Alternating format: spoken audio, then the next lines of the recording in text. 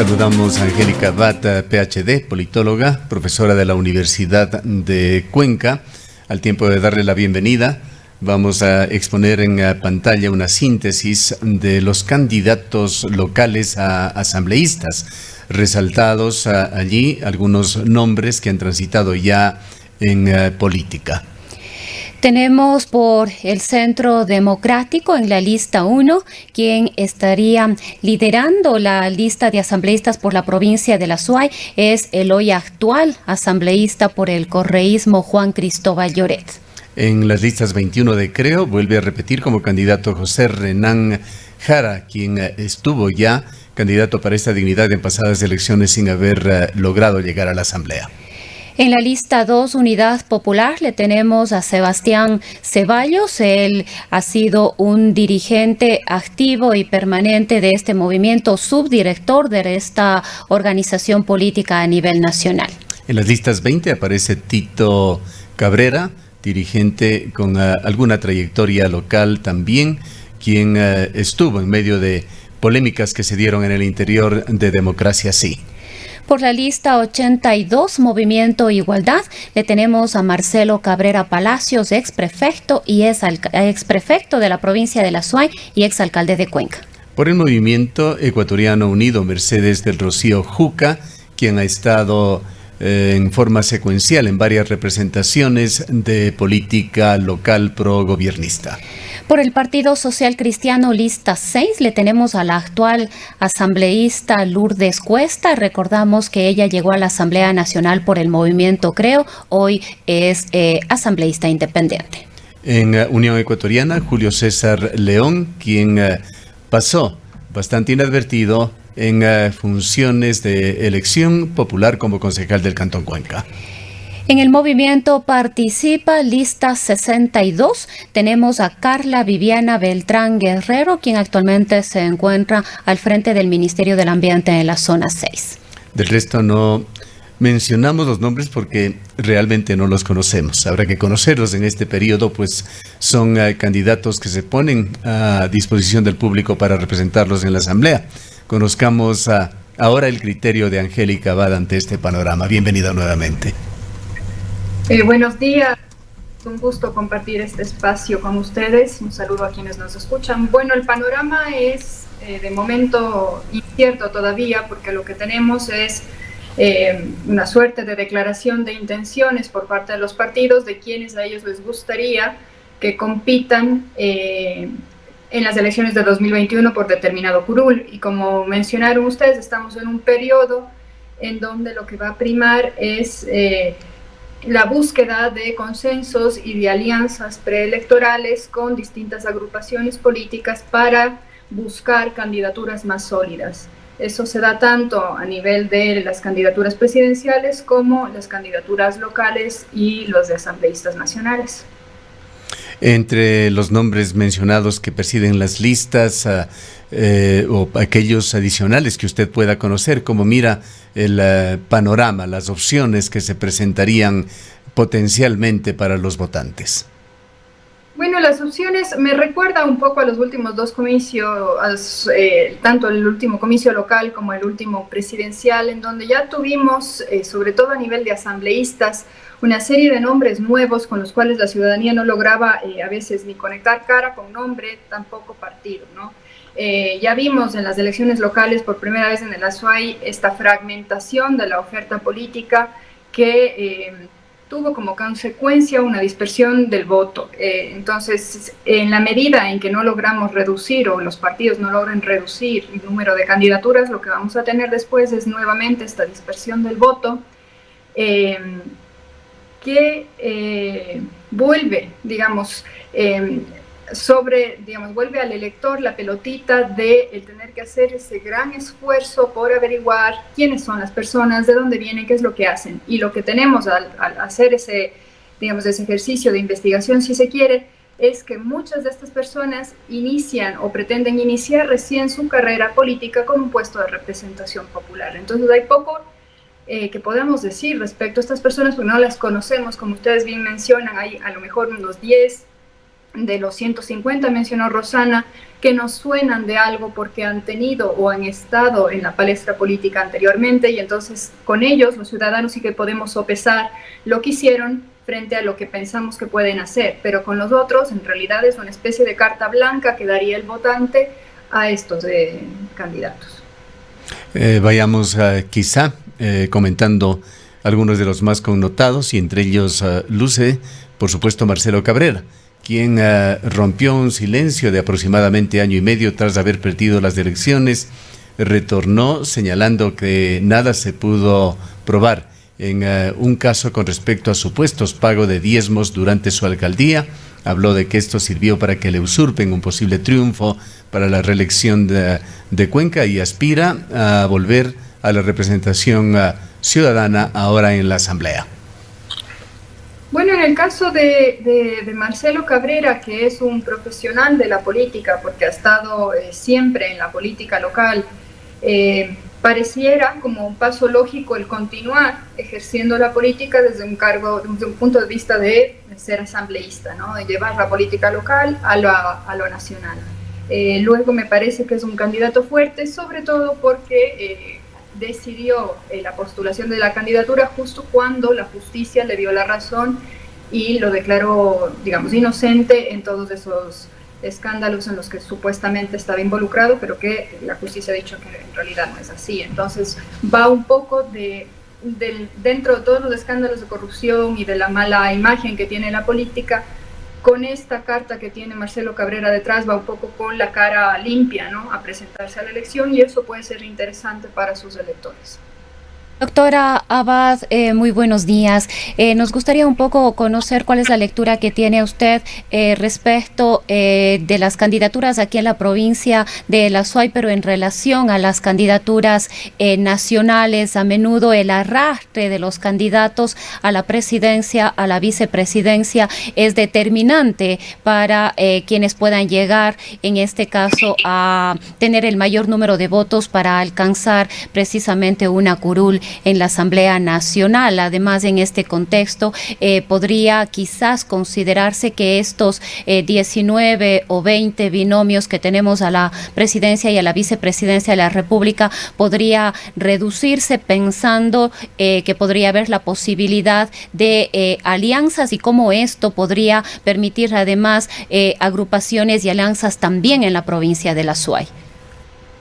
Sí, pero eso va a ser válido solamente para los partidos políticos, no los nacionales que tenemos aquí, en donde el efecto de arrastre efectivamente importa al momento de garantizar al menos un mínimo porcentaje de votos para los asambleístas vinculados a cierta lista política y asegurar un mínimo porcentaje de curules en la asamblea. Eso forma parte de los cálculos electorales y es los que deben estar trabajando ahora en este periodo de alianzas.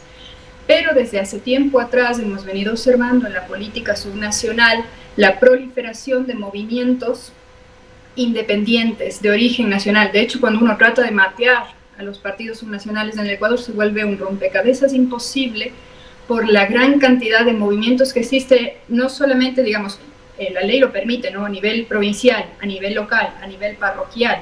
Entonces hay una gran cantidad de recursos políticos y de personas movilizándose también que, en este caso, para las elecciones a asambleístas provinciales también tienen un peso y que pueden o no actuar de forma ligeramente más independiente, en el caso de Marcelo Cabrera, por ejemplo, de cara a catapultarse hacia la Asamblea Nacional, porque el caudal de votación y las redes la tienen ya establecidas dentro del ámbito local en donde compite. Quisiera también su análisis sobre dos asambleístas que aspiran a continuar representando a la provincia de La Suay. Uno de ellos es un insigne correísta, Juan Cristóbal Lloret, quien ha tomado cierto liderazgo en la asamblea entre los asambleístas pro Correa. Sin embargo, Juan Cristóbal Lloret tiene el mismo defecto de los otros 5 asambleístas de la provincia de La Suay, de quienes la provincia se ha sentido huérfana de su representación. Muy poco han hecho los asambleístas en la provincia en términos generales. Juan Cristóbal Lloret, sin embargo, aspira a ser reelecto. Lourdes Cuesta Orellana es otra asambleísta que intenta volver. Ella fue una ciudadana independiente, siempre con una tendencia de derecha, fue reclutada por Creo, llegó con Creo a la asamblea, al poco tiempo se decepcionó de estas estructuras partidistas, de la falta de flexibilidad para actuar y se separó. Se autocalificaba como asambleísta independiente, pero ahora vuelve, no sé si afiliado o no, por otro partido de derecha, el Partido Social Cristiano, también con miras a una reelección. Bueno, en el caso de Lloret, digamos, a su favor, podemos decir que es un hombre leal de partido, ¿no? Y lo ha sido desde hace mucho tiempo, ocupando todos los cargos políticos que ha ocupado. También es un político de profesión, sí, vinculado y muy defensor, además de Correa, lo hemos siempre escuchado, pero siempre ha seguido y se ha mantenido en esa línea. Por tanto, es para sus votantes y para las personas afines con esa agenda política es fácil sopesar o evaluar su accionar, tanto en términos discursivos, ¿no?, en la parte ideológica. Luego, Lourdes Cuesta es una figura quizás que puede ser más controversial y que quizás está asomando en estas elecciones un poco más golpeada justamente por esos cambios de camiseta, ¿no? Los votantes vemos mal los cambios de camiseta porque significa que una persona está anteponiendo su interés personal a el interés de la agrupación por el cual se le votó y que se supone debería estar trabajando para sacar adelante esa agenda, la agenda de la agrupación política para la cual se eligió. Y tampoco nada nos garantiza entonces que Lourdes Cuesta, si es que le llamó la atención la falta de movilidad para actuar de manera independiente con Creo, a lo mejor pues con el Partido Social Cristiano se topa con las mismas o más limitaciones, ¿no? Porque es un partido mucho más institucionalizado y tiene cuadros que son mucho más cerrados. Entonces, en ese sentido, me parece a mí que esa candidatura puede estar más dudosa, ¿no?, entre las personas y el electorado de derecha. Luego, lo que usted dice es cierto. A nivel de la Asamblea Nacional, en los últimos, diría yo, 10 años, la representación provincial o la unión de los asambleístas de las distintas provincias para poder sacar adelante una agenda particular provincial un poco se ha desdibujado. Y lo que vemos es una asamblea más bien de carácter nacional. Y al hacer eso, pues los azuayos nos hemos quejado en múltiples instancias y a través de muchas vías esa falta de conexión que aparentemente tenemos todos con nuestros representantes en la Asamblea Nacional. Entonces, es algo que tendrían que abordar quienes se postulen a candidatos al asambleísta, pero luego también es algo en lo que deberíamos prestar atención en cómo pretenden lograrlo, ¿no? Porque luego es difícil sacar adelante agendas provinciales en una asamblea en donde uno tiene que estar debatiendo siempre y constantemente cuestiones nacionales. Por allí en el listado también algo que nos llama la atención es las listas 62 de Participa, del movimiento del prefecto provincial, que aún se encuentra en entredicho. No está claro si va a poder o no participar en estas elecciones. Sin embargo, presenta candidatos asambleístas y en primer lugar está Carla Viviana Beltrán Guerrero. Salvo que se trate de una homónima, estamos hablando de quien dirige el Ministerio del Ambiente, que estuvo en el centro de la polémica en el caso del intento de construcción de una estación de bomberos en Illincocha. Otro nombre que identificamos en la misma lista es Mario Bolívar Saquipay, que nos parece es uno de los dirigentes del transporte. Su opinión sobre estas candidaturas. Bueno, sobre la agenda del prefecto y su movimiento político, yo creo que hemos hablado mucho, ¿no? Él tiene aspiraciones presidenciales, se lo ha dicho siempre, y lo que vemos con su precandidatura presidencial y las precandidaturas de asambleístas y con líderes identificables, ¿no?, que suenan polémicos, sí, es tal vez ese intento de poder arrastrar en una votación, si se quiere, y ganar puestos de representación en la asamblea. Luego, como usted bien ha dicho, son personas polémicas, pero claro, eso es un problema que estamos teniendo a lo largo y lo ancho del tablero político, y es la cantidad de figuras polémicas que tenemos en las distintas candidaturas. Entonces yo creo que eso es un problema más bien constante de las candidaturas para estos comicios.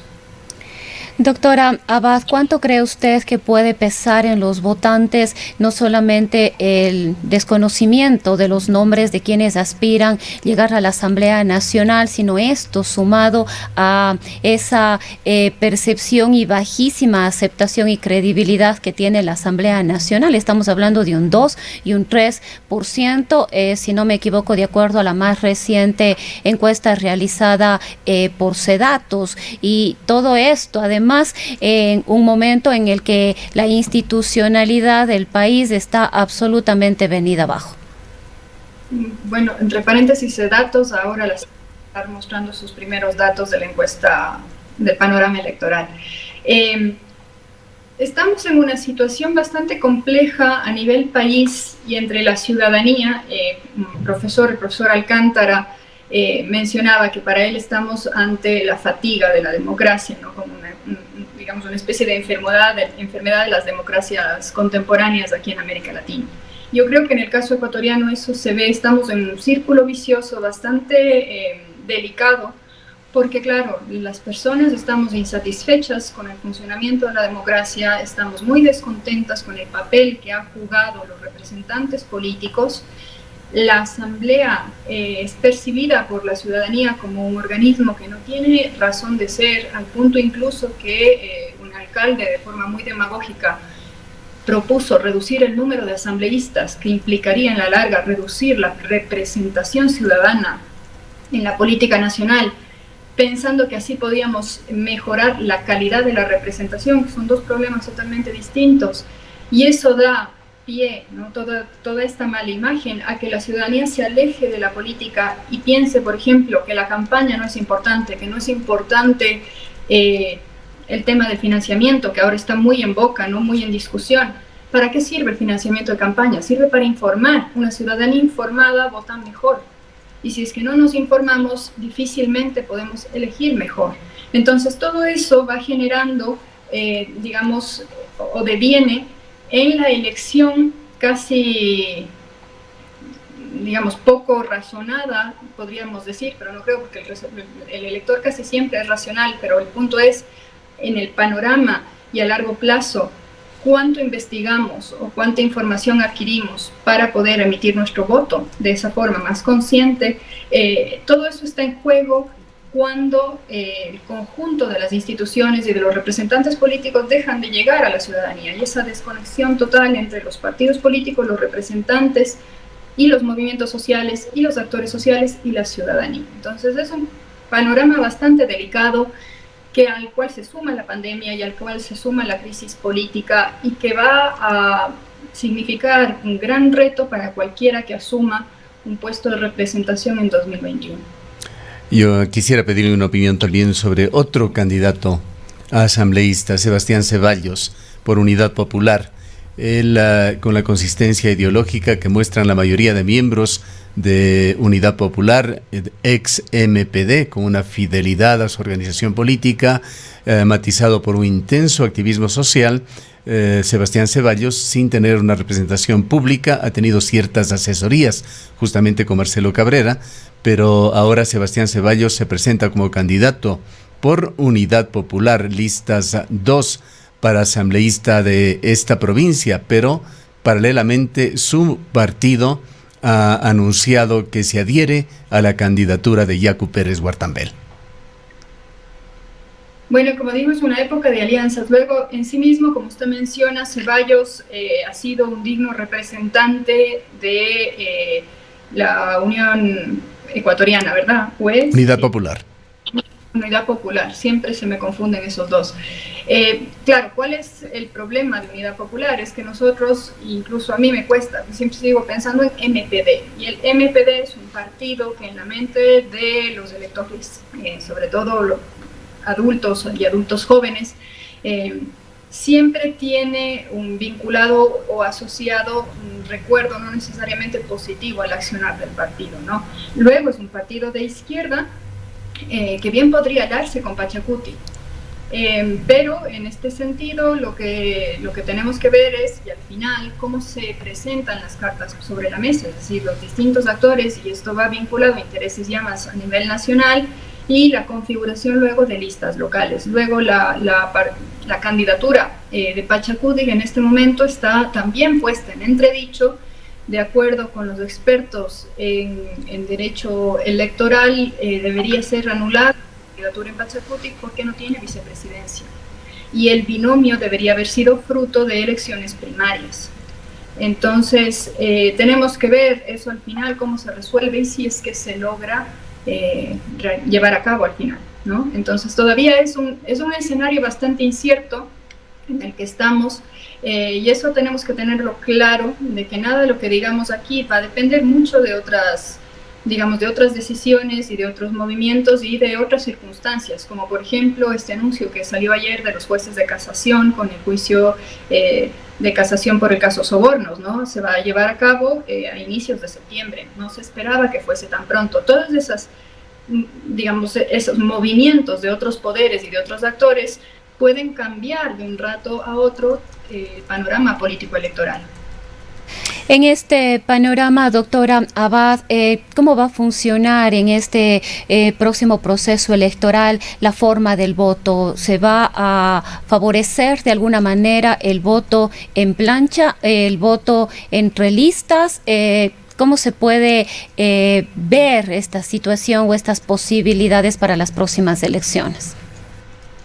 Bueno, yo tengo entendido que además para las próximas elecciones ya corre la última modificación que se hizo en el Código de la Democracia respecto a la configuración de la lista, ¿no? Entonces, ya no tenemos listas desbloqueadas, ¿no? Los ecuatorianos vamos a tener que elegir al interior de las listas.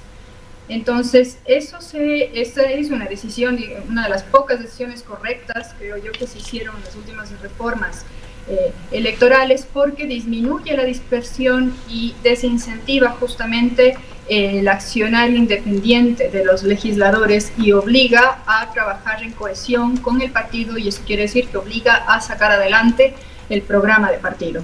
Entonces, si es que la lista está así, los ecuatorianos vamos a tener que votar en plancha. Lo que vamos a ver por primera vez en mucho tiempo es si es que el ecuatoriano vota en plancha directamente o si es que nos damos el trabajo de ir eligiendo el orden al interior de la lista y cuál va a ser ese orden, ¿no?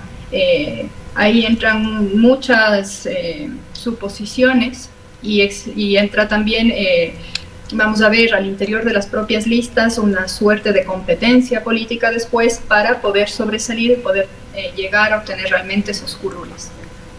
Vayamos un poco a la presencia nacional de Cuenca y la provincia de la Azuay, doctora Abad. Cuenca ha tenido una actuación variopinta a lo largo de la historia republicana. Su presencia política no ha sido gravitante en el país, con algunas excepciones, pero en general los cuencanos que estuvieron en el poder, ya sea en el poder legislativo o que formaron parte del ejecutivo, tenían algunos atributos, entre ellos el de tener la fama de ser personas honestas, honradas, muy leales a los intereses de la provincia. Esto lamentablemente podrá haber excepciones por allí, no lo desconocemos, pero se diluyó en los últimos 15 años y realmente la representación que hemos tenido de Cuenca a niveles de gobierno nacional, ya sea legislativo o ejecutivo, ha sido bastante deplorable. Basta ver el balance de quienes fueron ministros con Rafael Correa o el que estamos haciendo de los actuales asambleístas, que no termina muy bien, terminan con las mismas cifras de la Asamblea Nacional, que dan cuenta de un 3% de aceptación, 2% de credibilidad, que es algo realmente lamentable. La presencia nacional se va a proyectar ahora en candidatos a la presidencia de la República. Uno de ellos es Yacu Pérez, en medio de la polémica de las organizaciones indígenas. Es hasta el momento el candidato por este importante sector. El otro es Paul Carrasco, ex prefecto de la provincia de la Azuay. Y la tercera, Jimena Peña. Ella, hay que aclararlo, no es representante por el Azuay. Ella ingresó como representante por la diáspora ecuatoriana, por los migrantes, llegó accidentalmente a la asamblea, pues era suplente y ha estado en representación, asumió la coordinación de su movimiento en la asamblea del movimiento Alianza País, renunció en última fase y hoy se la presenta nada menos que como candidata a la presidencia de la República por Alianza País. Estuvo en disputa hasta los últimos minutos con otro polémico cuencano, José Serrano. Háblenos, por favor, de este aspecto de la proyección de Cuenca en la política nacional. Bueno, como usted ha dicho, la representación nacional o los cuencanos más sonados de los últimos 15 años son figuras altamente controversiales vinculadas con una serie de escándalos de corrupción que no nos han dejado bien parados de cara a la opinión nacional. A esto, sumado al hecho de que nosotros somos provincia del sur y somos, sí, la tercera ciudad, pero es la tercera ciudad más grande, implica que las posibilidades de cualquier candidato que no sea de Quito o de Guayaquil, en este caso, de llegar a obtener una presidencia de la República son muy bajas, ¿no? Es decir, las elecciones para la presidencia se ganan con los votos de Quito y Guayaquil. Y lo que aquí tenemos, Quito, Guayaquil y Manta ahora, ¿no? Y tenemos que pensar qué posibilidades realmente tiene Carrasco, por ejemplo, de ganar en Quito, en Guayaquil, en Manta. Qué posibilidades tiene Jimena Peña de hacer lo propio y Yacu. De los tres, me parece que Yacu, por la asociación que tiene y su vínculo con el movimiento indígena y su proyección como líder indígena nacional, y sobre todo en el austroecuatoriano, quizás tenga mayor caudal electoral o pueda recolectar más votos. Sin embargo, son candidaturas que tenemos que ver cómo dejan ese carácter local, son muy locales todavía, y cómo si son capaces incluso de apropiarse de un discurso nacional y de presentarse en la mente de los ecuatorianos como representantes del conjunto del Ecuador y no solo del austro y no solamente de Cuenca. Eso sumado al mal papel que han hecho las grandes autoridades cuencanas en los últimos 15 años, y podemos incluso nombrarlas, tenemos Paul Granda, tenemos al Corcho Cordero, tenemos al propio José Serrano, que son figuras que han estado vinculadas con los principales escándalos de corrupción e incluso con crímenes de lesa humanidad.